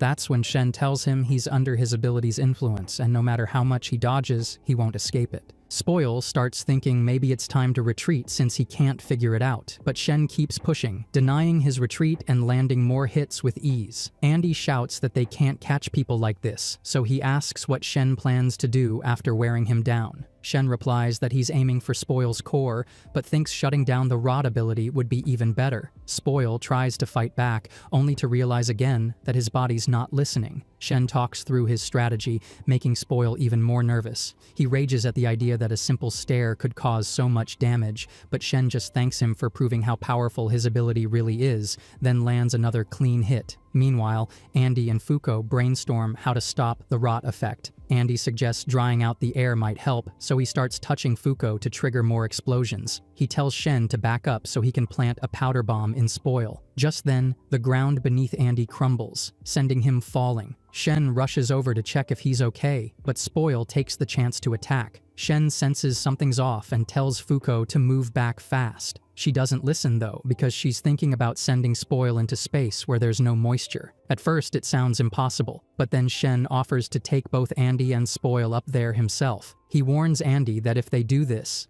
he'll have to survive the rot all the way up. Andy agrees, but only if they follow one condition. Shen grins and starts planning the space launch with Moi. Moi tells everyone to clear the area since Spoil is compressing a huge amount of energy, but Shen refuses to leave and just asks her to give Spoil's exact coordinates. Once she does, Andy uses Shen's staff to launch Spoil into space. Back on the ground, Fuko worries since Andy removed his forehead tag, which might cause him to go off the rails. Shen, fired up, says he knows and even asks if she wouldn't want to witness what happens next. Up in space, Spoil laughs and says their plan is doomed. In his current form, he doesn't just rot things. He can fire a beam that completely disintegrates anything it touches. But even after taking the blast right in the face, Andy tells him it won't be enough. He unleashes his full power, launching his fingers, which regenerate and create clones of himself. Spoil starts panicking and tries to counterattack, but Andy is already too fast and manages to rip out his core. He lets it drop to Earth, where Shen and Fuko are waiting. They guide Ken and the other kids toward where they'll find help from the Union.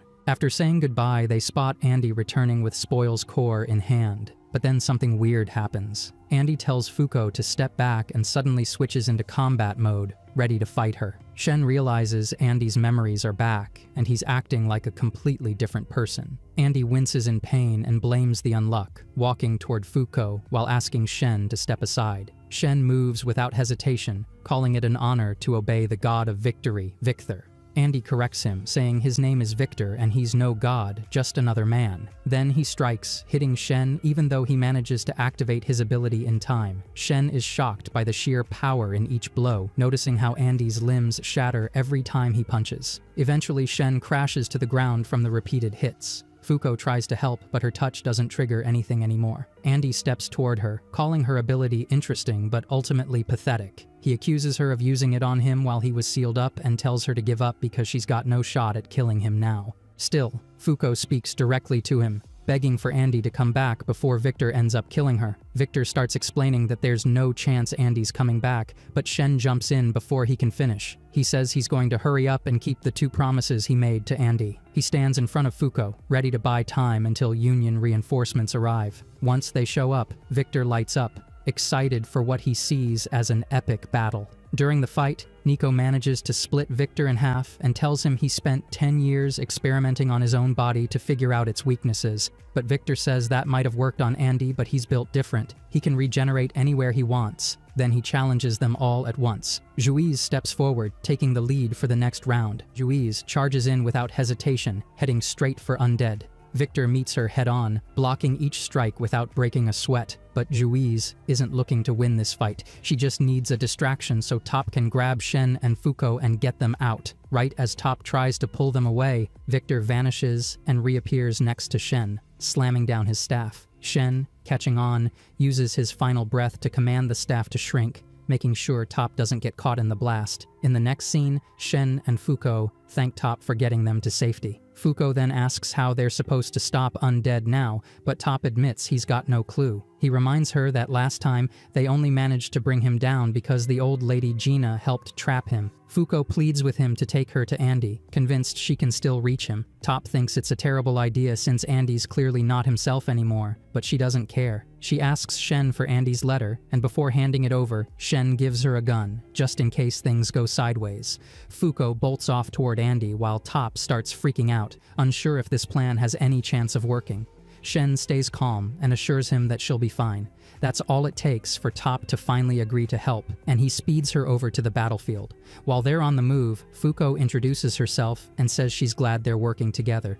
Top is a little thrown off by how formal she's being in a moment like this, but he plays along and introduces himself back. As they run, they start bickering a bit, mostly because Top keeps treating her like a kid even though she's technically older than him. Meanwhile, the Union is locked in a chaotic battle against Victor. He uses his clones to study their powers as the fight unfolds. Juiz suddenly appears behind him with a flaming sword, slicing through the clones and breaking his focus. Top and Fuko arrive just in time to catch the chaos, and they both freeze when they see how many clones are flooding the field. Top turns to her and asks what the plan is now, since there's no way to tell which Victor is the real one. Fuko narrows her eyes and says she's pretty sure the one fighting Juiz is Andy. She explains that she can feel Clothy's presence inside him, and he's even using her katana. She tells Top to stick to the plan and get her to that version of Andy. Top warns her that if this whole thing blows up in their face, it's not on him. Without thinking twice, Fuko dives into the fight and slams her massive milkers into Victor's face. Everything goes silent. All of the clones vanish instantly. Top, completely stunned, asks if that actually worked, and Fuko just shrugs, saying maybe it did. Right after that, she starts laying out a plan for the team. Juiz asks how long she needs to hold out for it to work. Once she hears the timing, Juiz asks if Andy coming back would trigger a giant burst of bad luck. Fuko says yes, so Juiz decides to switch tactics. They'll try to bring Andy back just long enough for the unluck to explode. Victor scoffs and calls Juiz an idiot for thinking they can bring Andy back. He says he's the original, the one who's been fighting to break free this whole time. Then he fires off a division bullet to knock Fuko off him, but the Union members jump in to protect her. Victor offers to bring Juiz even stronger negators if she lets him destroy Fuko, but Juiz shuts him down immediately. She tells him people with no justice or ambition can't inspire anyone. Then she gives the command. Everyone has to destroy the clones to keep Fuko safe. Fuko watches nervously as her teammates rip through the field, cutting down clone after clone just to keep her close to Victor. Tatiana, noticing her frozen, snaps at her to stop zoning out and start calling Andy back. Fuko finally starts speaking directly to him, and hearing her voice, Victor instantly tries to kill her, but Top rushes in with a flying kick to stop him just in time. Fuko racks her brain trying to figure out what will bring Andy back. She remembers the moment they first met, and it finally hits her. This time, she's the one who has to save him. She grabs the gun Shen gave her and fires at the scar on Victor's chest, hoping that cracking it open will bring Andy out. She stares at the wound and yells at him to fight back. She promises that if he even touches her for 1 second, she'll hit him with the most cursed blow of his life. Andy hears that and thinks maybe that's not such a bad idea. With no time left, he leans in and kisses her hard, right in front of everybody. The entire battlefield goes quiet. Then he pulls away and says they'll finish that later, leaving Fuko red-faced and stumbling backward. She yells for everyone to get clear, because bad luck is about to come crashing down. Victor, starting to regain control, gets ready to stop them, but Shen jumps in and uses his ability to make sure Victor takes the full hit. Victor laughs and says it's been a long time since he lost to humans. Then, out of nowhere, a rain of meteorites comes tearing down from the sky, smashing everything in sight. Once the smoke clears, Fuko rushes to Andy and slaps the tag back on his scar. As the lake returns to normal, Andy briefly regains control, shielding her one last time. Fuko later wakes up in a hospital bed, nervous about Andy. But as soon as she sees him sitting beside her, she bursts into tears and yells at him for going off without warning. Blushing, she admits that if the Round Table crew hadn't shown up, she would have been completely alone again.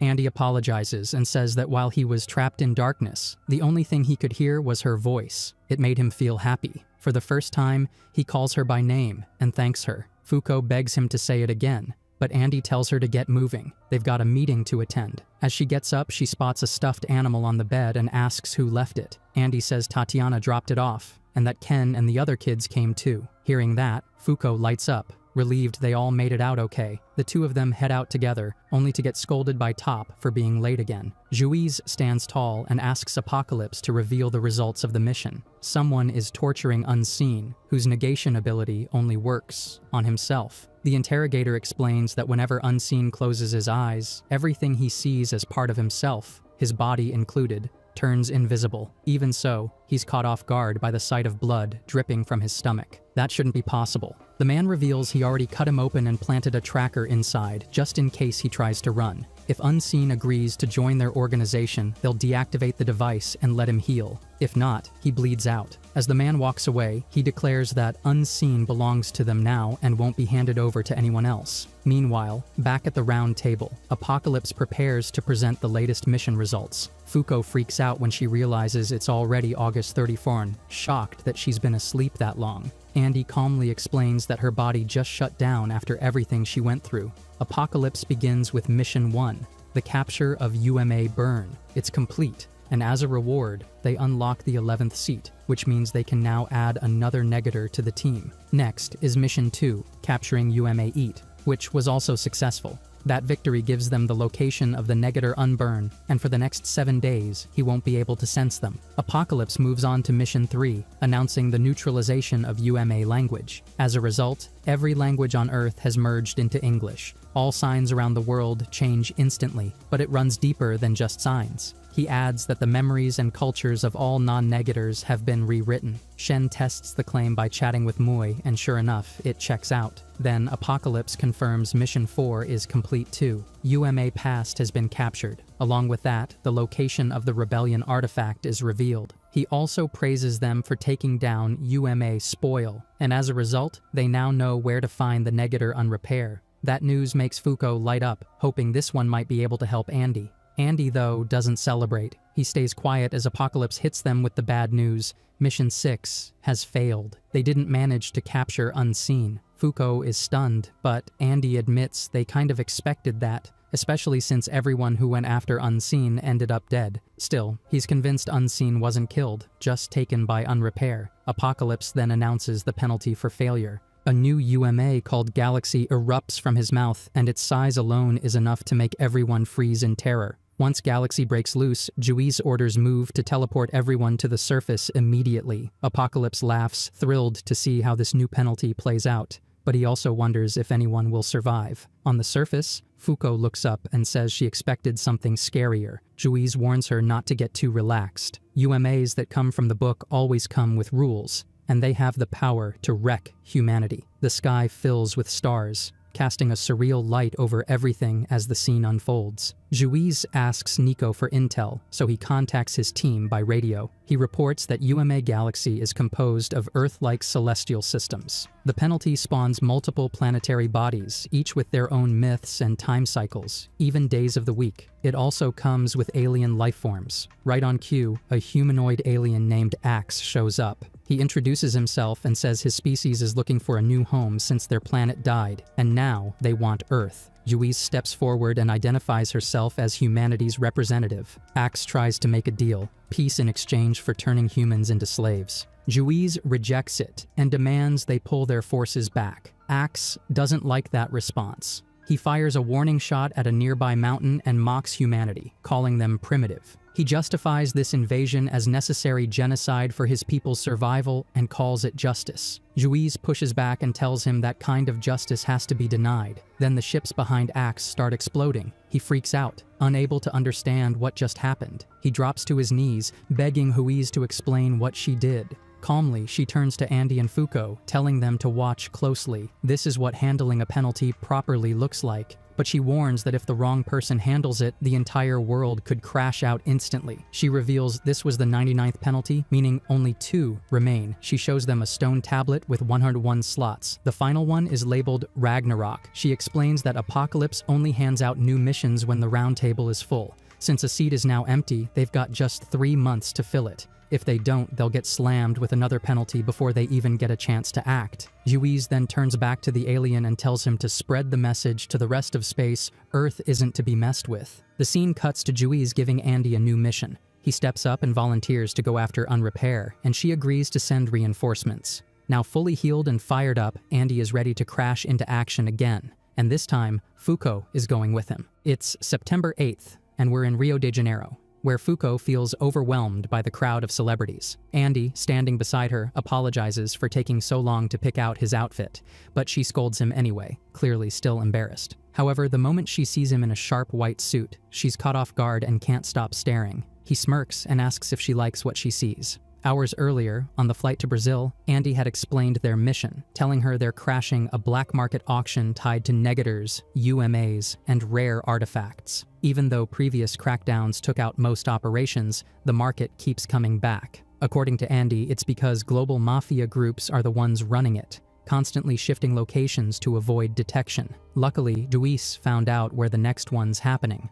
on a luxury cruise ship docked in Brazil. That name catches Fuko's attention since she remembers that Unrepair is supposed to be nearby. Andy gets excited and says this could be their shot at finding him, though they're still unsure whether he'll show up to buy or sell. Using some fake invites Nico cooked up, they plan to sneak aboard as guests. Later, Fuko tries on several dresses, but every one of them feels too short, making her super self-conscious. Andy notices and asks if she's used to dressing modestly, or if it's more of a habit. She doesn't get why he only brought short dresses, and he tells her it's so she can trigger her unluck more easily. Still, Fuko points out that her ability only works safely with him. If anyone else touches her, it could go terribly wrong. Andy reminds her that she's showing up as his date, and he won't let anyone else lay a hand on her anyway. He also says she can wear whatever she wants, as long as she feels comfortable around him. Fuko starts thinking back to what Juiz told her before sending her on this mission. Juiz admitted that her concept of justice, protecting both Earth and its people, had once led her to consider killing Fuko. Letting her run free could have doomed the world. But everything changed after the battle with Victor. Now, if Fuko can learn to fully control her unluck, there's a chance she could even kill God. They're not there yet, and Ragnarok is closing in fast. So for the sake of humanity, Juiz tells her to bond with Andy no matter what it takes. In fact, she even suggests that Fuko fall in love with him, which completely stuns her. Because of that request, Fuko finally agrees to wear a red dress that leaves most of her skin exposed. After fixing her posture, Andy says it looks amazing on her, and her cheeks instantly turn red. That evening, the two of them stroll around Brazil, taking in the sights. At one point, Andy brings up the kiss they shared, wanting to talk more about it. He teases her, asking when he'll get another dose of that bad luck. Fuko panics and immediately bolts, trying to avoid the conversation altogether. Andy chases after her, desperate to experience the same meteor shower that Victor got instead of him. Fuko refuses to kiss him again, so she goes for a quick touch, trying to buy time with a small misfortune. With Clothy's help, it works.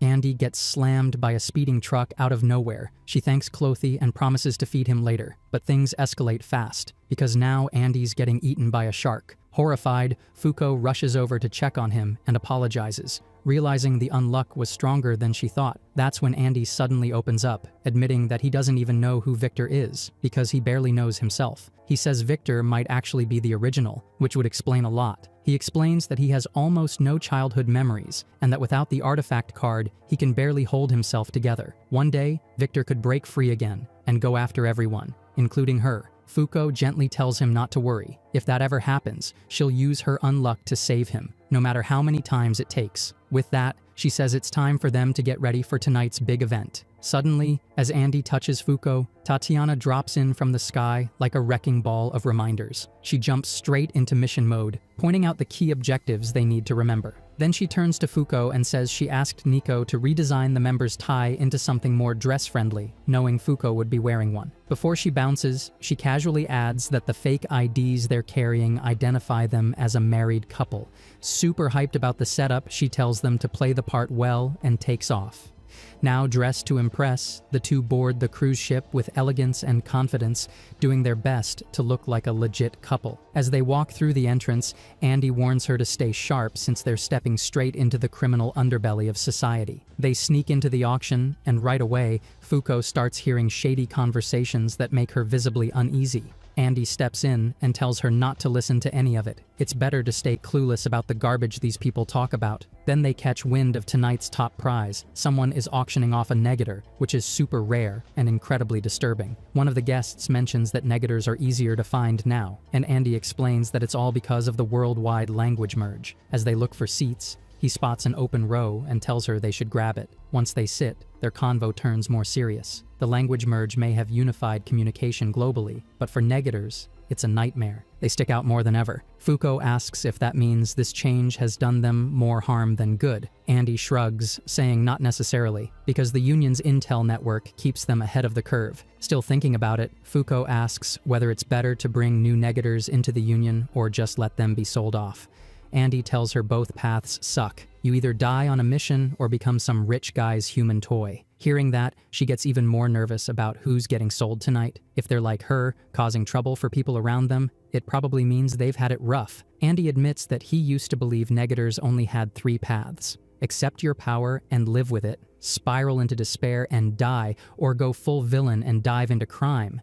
But lately, he's come to believe in a 4th option, killing the source of it all. That's when he looks at her and says maybe killing God is the way. Since joining the Union, everything he believed in has flipped upside down. He no longer thinks anyone has to accept, surrender, or snap. Now, he believes they can fight. So he turns the question around and asks what she thinks. Fuko says she still can't accept herself, and there were moments she almost gave up, but even then, she agrees with his way of thinking. Meanwhile, somewhere else on the ship, Unrepair tries to get into a restricted zone, but the guards block his path. When he keeps pushing, they threaten to kill him. He turns to his companion Latla and asks if that's really going to happen. She casually says yes, if they shoot him in the head. That's when he calmly wipes out both guards like it's nothing and calls out to someone named Kane, saying he can come in now. Elsewhere, we see Feng and Creed stepping onto the ship as well. Tatiana, who's been keeping a close watch, radios Andy to report that a group of infiltrators has boarded.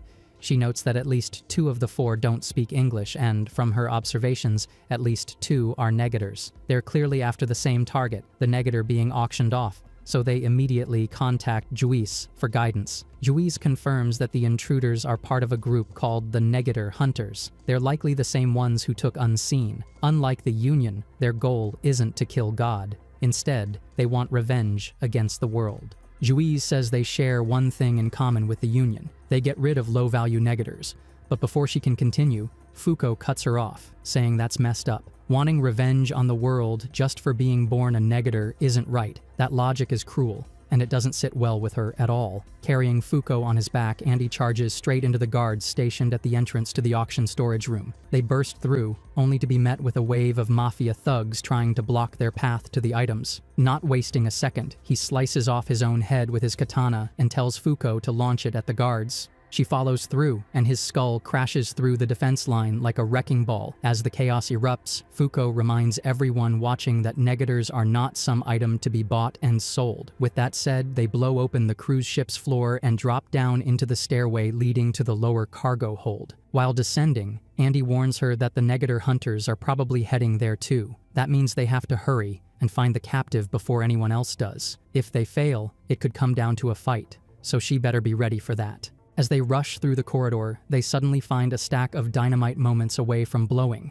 Meanwhile, the explosion helps one of the imprisoned negators break out of his cell, but the nearby guard notices and pulls a weapon, trapping him in a fight-or-die scenario. Elsewhere, Chikara is at school complaining about how everyone suddenly speaks English. He thinks it's just a weird prank, but his classmates ask why he's been talking funny since yesterday. His friend tells him to cut the act because it sounds forced. Suddenly, 2 mafia goons burst in and snatch Chikara right in front of everyone, sending the entire classroom into panic. Back in the present, Chikara wakes up from being captured and finds himself trembling with fear. His panic causes his ability to shut down, and the guard sees his chance. He aims at Chikara's leg and threatens to shoot if he tries to run. Just in time, Rip and his crew show up and save him. Rip kneels and tells Chikara that he's exactly the kind of restrainer he's been waiting for, which is why he's not handing him over to the Union. Chikara, confused and flustered, says he can't speak English, then nervously asks if they're here to help him. Rip looks puzzled, not understanding a word, and Latla figures out that he's speaking Japanese, which makes Chikara even more embarrassed. Creed steps in and suggests they test Chikara's power to make sure he's useful. He warns the kid to activate his ability or die. Latla questions Rip's recruiting method, calling it inefficient, but Rip shrugs it off.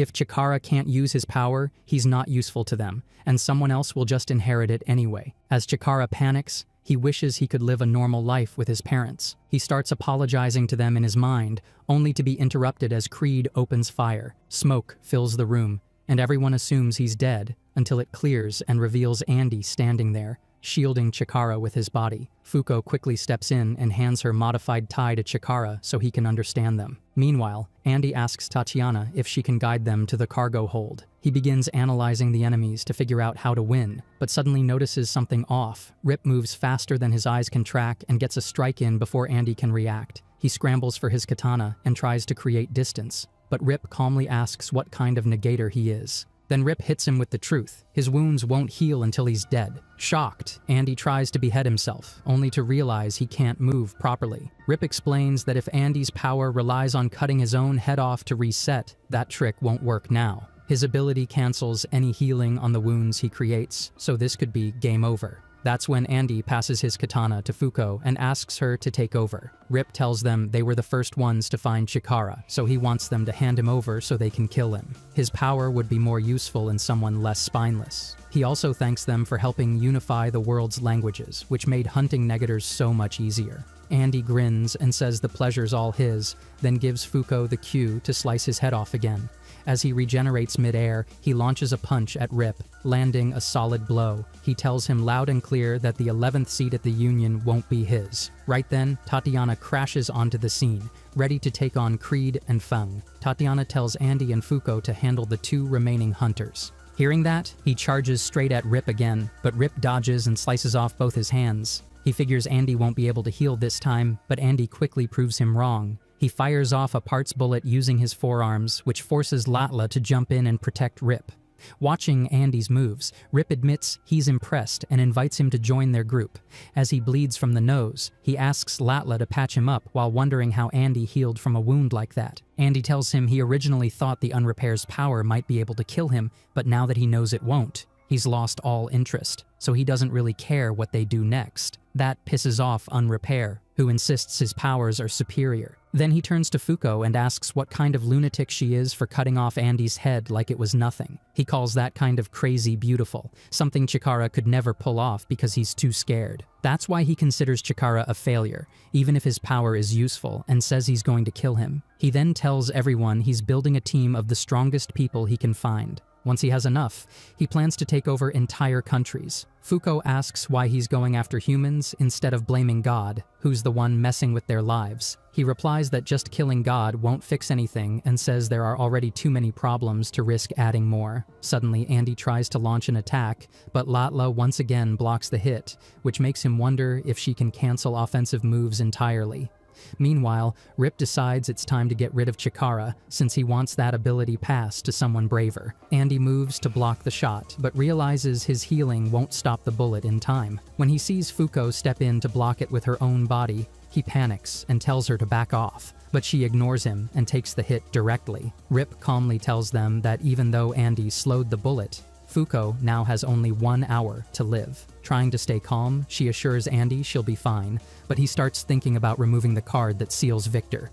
She quickly stops him and tells him to fight Rip like he always does. He promises her he'll kill him right away. Just then, a mob of mafiosos rushes in, and Rip decides it's time to bounce. Watching him leave, Andy gets pissed that the goons ruined his shot, and now he has to deal with this mess too. He tries to think of a way to get Fuko to safety without triggering more bullets. Chikara, seeing her bleeding out, uses his jacket to slow the blood loss. But Andy and Fuko both warn him not to touch her skin because his power makes him a negator, and contact with her could kill him in seconds. Shaking, Chikara promises to be careful, then demands that the mafiosos bring a doctor. They shoot at him in response, which makes him remember his last moments with his mother. That memory sparks something inside him, and with pure courage, he activates Unmove and stops all the bullets in midair. Andy is stunned at what he's seeing, and Chikara admits he doesn't really understand what's going on. What he does know is that Fuko got hurt because he was too scared,